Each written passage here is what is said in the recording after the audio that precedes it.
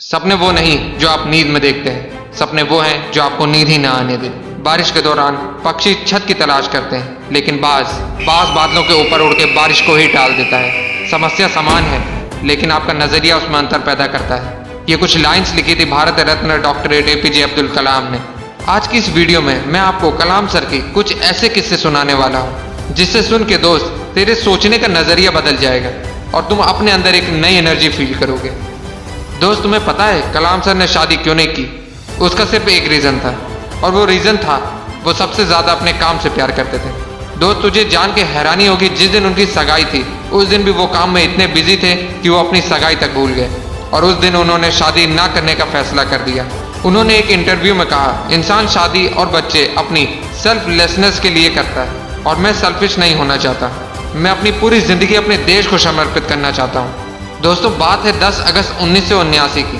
19 साल की मेहनत, 23 मीटर लंबा SLV-3 रॉकेट 17 टन की वजन लेके 7:58 पे आसमान में उड़ गया। ये रॉकेट 4 स्टेज में था, और ये रॉकेट सिर्फ रॉकेट नहीं था, ये सपना था उन तमाम लोगों का जो इस प्रोजेक्ट में शामिल थे, और इस प्रोजेक्ट के डायरेक्टर थे कलाम सर। वो रॉकेट पहली स्टेज तो पार कर गया, लेकिन दूसरी स्टेज में जाने के बाद रॉकेट ने काम करना बंद कर दिया, और 317 सेकंड के बाद कलाम सर और उनके लोगों का सपना कचरा बन के श्रीहरिकोटा से 560 किलोमीटर दूर समंदर में जा गिरा।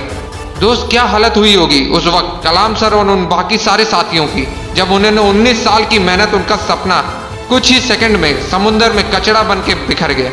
कलाम सर कहते थे कि उस वक्त अंदर से मैं इतना टूट गया था कि मैं बिस्तर में जाके घुस गया, मेरी आंखों से आंसू बहने लगे। लेकिन दोस्तों, कलाम सर हार मानने वालों में से नहीं थे।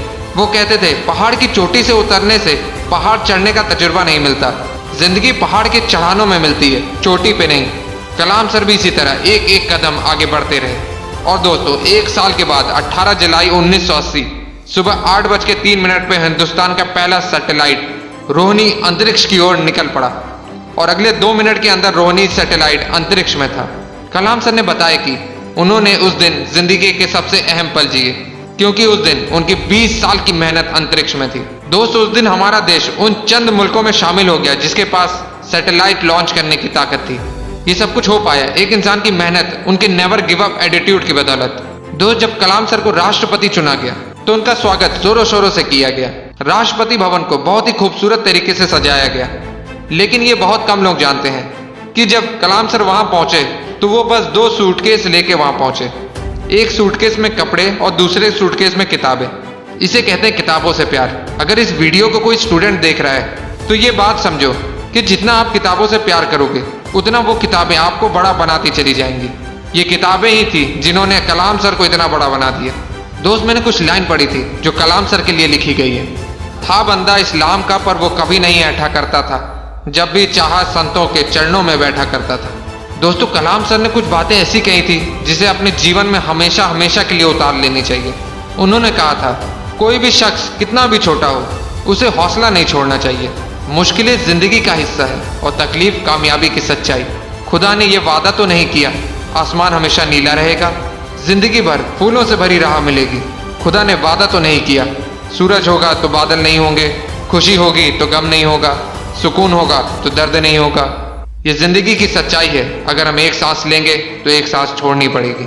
अगर कुछ हासिल करना है तो कुछ खोना भी पड़ेगा दोस्त। इसलिए अगर सूरज की तरह चमकना चाहते हो तो सूरज की तरह जलना सीखो।